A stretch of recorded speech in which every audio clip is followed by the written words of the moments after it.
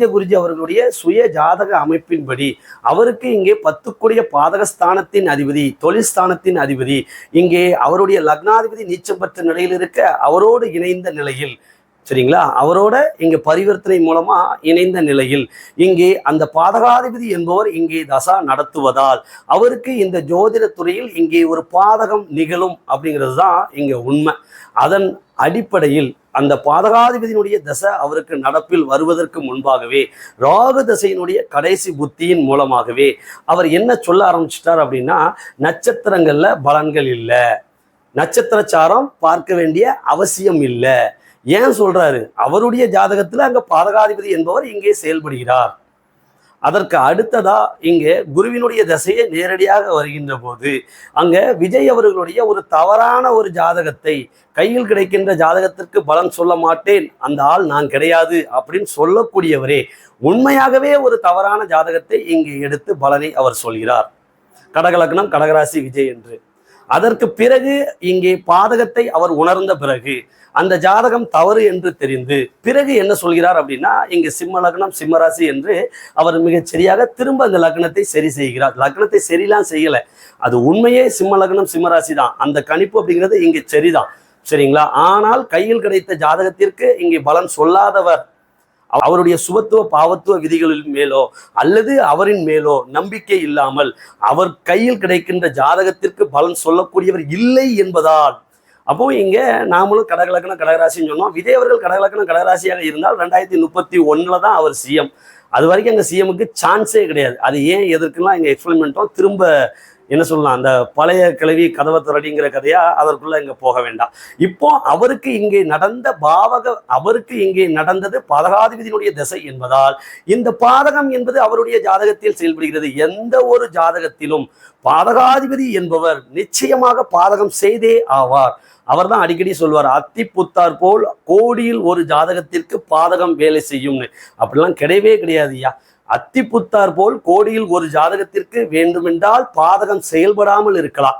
அந்த ஒரு ஜாதகத்திலும் கூட பாதகாதிபதி இங்கே பாதகத்தை ஏன் செய்ய மறுக்கிறார் அப்படிங்கிறதுக்கு இங்க அந்த ஒரு ஜாதகத்திலும் கூட பாதகாதிபதி என்பவர் பாதகம் செய்யாமல் இருப்பதற்கு நாம் ஏற்கனவே ஒரு ரூல் அப்படிங்கிறது இங்க கொடுத்துருக்குறோம். அந்த ரூலின் படி, சரிங்களா, அந்த விதியின்படி 100% பொருந்தி வருகின்ற போது மட்டுமே பாதகத்தை வேண்டுமென்றால் செய்யாமல் இருப்பாரே தவிர்த்து, இங்கே பாதகாதிபதி அப்படிங்கிறவர் இங்கே 100% பாதகத்தை செய்வதற்கே இங்கே முற்படுவார். அந்த விதிகள் இருந்தால் மட்டும்தான் அங்க செய்யாம இருப்பாங்க. இது எல்லா ஜாதகங்களிலும் இந்த விதிகள் பொருந்தி வரதில்லை.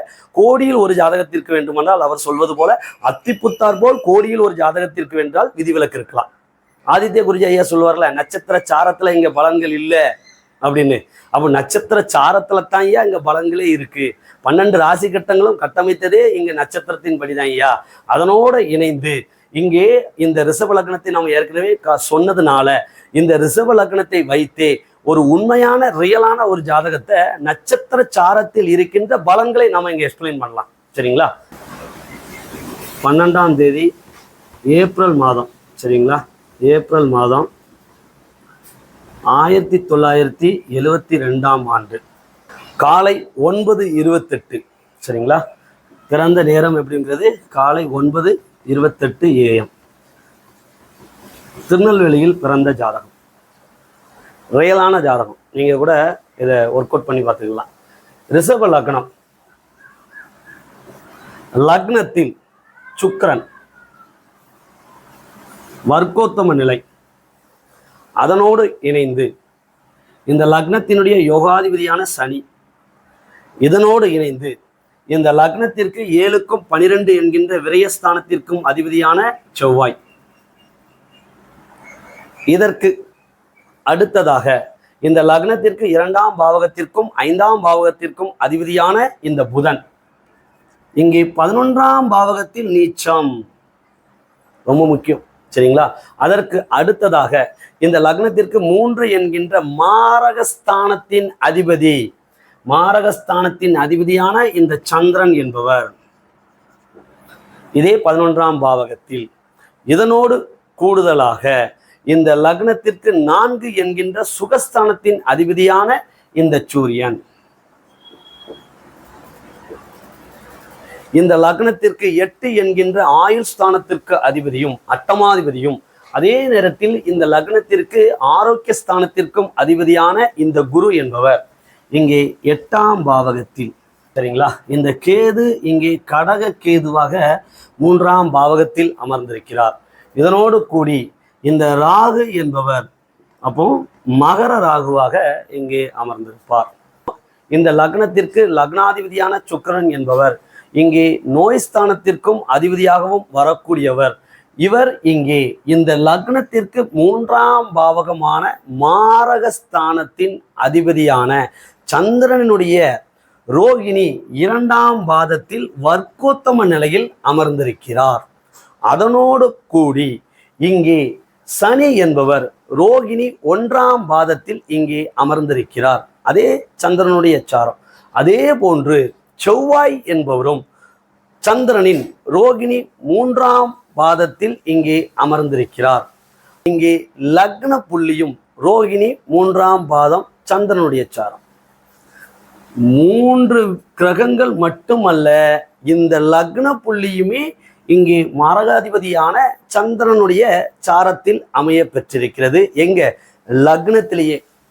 அதற்கு கூடுதலா இந்த இடத்துல ஒரு மனிதனுடைய சுய அறிவை சொல்லக்கூடியது இங்கே புதன். அந்த புதன் என்பவர் இங்கே நீச்சம் பெற்ற நிலையில் அமர்ந்திருக்கிறார். எந்த இடத்தில்? 11 என்கின்ற ஆரோக்கிய ஸ்தானத்தில். அப்போ தன்னுடைய ஆரோக்கியத்தை பற்றிய ஒரு அறிவு என்பது இந்த ஜாதகனுக்கு இல்லாமல் போகும். அதனோடு கூடுதலாக இங்கே இந்த சந்திரன் என்கின்ற மாரகஸ்தானத்தின் அதிபதியும் ஒரு மனிதனுடைய மனதை சொல்வதும் இங்கே சந்திரன் என்பதால் அந்த மாரகாதிபதியும் மனோகாரகனுமான சந்திரனோடு இந்த புதன் இங்கே இணைந்திருக்கிறார். இதனோடு கூடுதலாக அப்போ இவருக்கு இங்கே ஆரோக்கியத்தினை பற்றின, அப்போ இந்த ஜாதகனுக்கு இயல்பாகவே ஆரோக்கியத்தை பற்றின ஒரு அறிவு என்பதும் அதனை பற்றின ஒரு பயம் என்பதும் இங்கே இல்லாமல் போய்விடும்.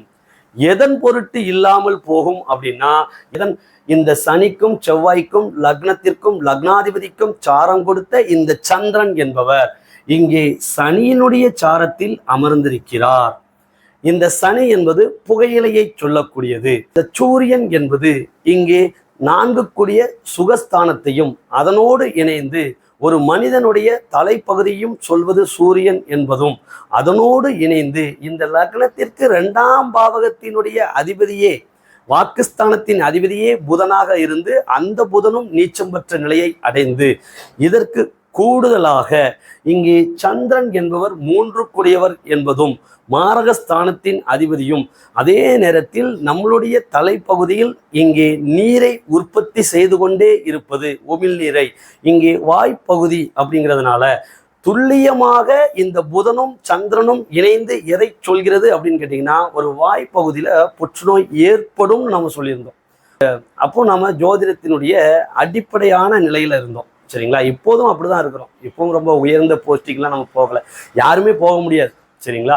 அந்த நிலைகளில் நம்ம இந்த ஜாதகத்தை அண்ணன் தாங்க நான் பார்க்குறேன் அப்படின்னு சொல்கிறப்பவே நிச்சயமாக அண்ணன் உங்களுக்கு இந்த சுக்கிர தசையில் சந்திர புத்தி, சரிங்களா, இந்த சந்திர புத்தி என்பது இங்கே வருகின்ற போது உங்களுக்கு மிக கொடூரமான வாய்ப்புற்றுநோய் ஏற்படும் நம்ம சொல்கிறோம். சரிங்களா? இதை அவர் அக்செப்ட் பண்ணவே இல்லை. நாம் சொன்ன காலகட்டம் அப்படிங்கிறது சுக்கிரதசை சந்திரபுத்தி 2017 இருந்து 2019 வரைக்கும் இருப்பதால் நீங்கள் என்ன செய்யுங்க அப்படின்னா, இந்த புகையிலை பழக்கங்களை கைவிடுங்க. இல்லை என்றால் உங்களுடைய ஜாதக அமைப்பின்படி இந்த நோய் என்பது உங்களுக்கு 100% ஏற்படும் அப்படின்னா. அவர் சொன்ன பதில் அப்படிங்கிறது, சின்ன பையன்கிட்டலாம் ஜாதகம் கொடுக்கக்கூடாது, கொடுத்தா அந்த மாதிரி தான் தப்பு தப்பாக என்னத்தையாவது சொல்லுவீங்க அப்படின்னார். ஆனால் அவருடைய ஜாதகத்தை இந்த நோய் ஸ்தானத்திற்காக நம்ம வாங்கி பார்க்கல.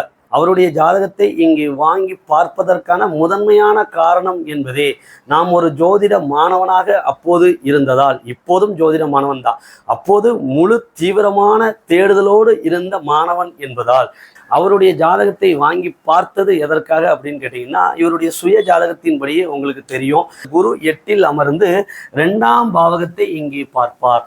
அப்போ இந்த 2ஆம் பாவகத்தை இங்கே பார்ப்பதால் இறையியல் துறையில், அதுவும் இறைக்கான ஒரு மந்திரங்களை சொல்லக்கூடிய துறையில் அவர் இந்த பயணத்தை செய்தார்.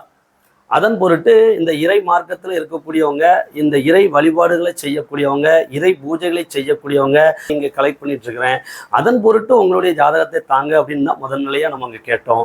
இங்கே நாம் பார்த்த பலன்கள் அப்படிங்கிறது நமக்கும் மிக மிக கொடூரமான மன உளைச்சலை கொடுத்தது. அவரிடமும் இதை சொல்லாமல் இருக்கக்கூடாது அப்படிங்கிறதுக்காக நம்ம சொன்னோம். அவர் அக்செப்ட் பண்ணிக்கல. எந்த ஜோதிடர் சொல்லியும் சரிங்களா, எந்த ஜோதிடர் நினைத்தாலும் அந்த ஜோதிடனுடைய ஜாதக பலனை கூட அவனால் மாற்றி வைக்க முடியாது. ஒரு ஜோதிடன் சொல்வதெல்லாம் கேட்டுட்டு இங்கே அந்த பரிகாரங்கள்லாம் இங்கே செய்கிறது அப்படிங்கிறது ஒரு அடி முட்டாள்தனம் தான். ஜோதிடம் அப்படிங்கிறத பயன்படுத்தி ஒரு பிரபஞ்ச பலன்களை இங்கே நாம் பார்க்க மட்டுமே முடியுமே தவிர்த்து, அறிய மட்டுமே முடியுமே தவிர்த்து எதையும் மாற்றி வைக்க முடியாது. சரிங்களா, இதுதான் உண்மை. அதனால தான் நம்ம என்ன சொல்றது இல்லை அப்படின்னா, பயிற்சி பலன்களையோ அல்லது இங்கே ஏழரைச்சனி ஜென்மச்சனி பலன்களையோ எதையுமே நம்ம இங்கே சொல்றது இல்லை. சரிங்களா, உண்மையை மட்டுமே, இந்த பிரபஞ்சத்தினுடைய உன்னதமான உண்மையை மட்டுமே சொல்கிறோம். அது இங்கே பெரிய அளவில் இங்கே ரீச் ஆகலை அப்படின்னா நமக்கு அதை பற்றி பிரச்சனையே கிடையாது. காரணம், என்னுடைய பள்ளி ஆசிரியர் தான் சொல்லுவார், கை நிறைய சீமை உடை விதைகளை வைப்பதை விட ஒரே ஒரு பண விதையை கையில் வைத்திருப்பது ரொம்ப ரொம்ப உத்தமமான ஒரு செயல் அப்படிம்பார். சரிங்களா, அதன் பொருட்டு தான் நம்ம யாரையும் சப்ஸ்கிரைப் பண்ணுங்கன்னு சொல்லி எந்த விதத்துலையும் இங்கே யாரையும் கெஞ்சுறதும் கிடையாது. இது வரைக்கும் ஒரு வீடியோ கூட நம்முடைய பதிவிட்டதும் கிடையாது.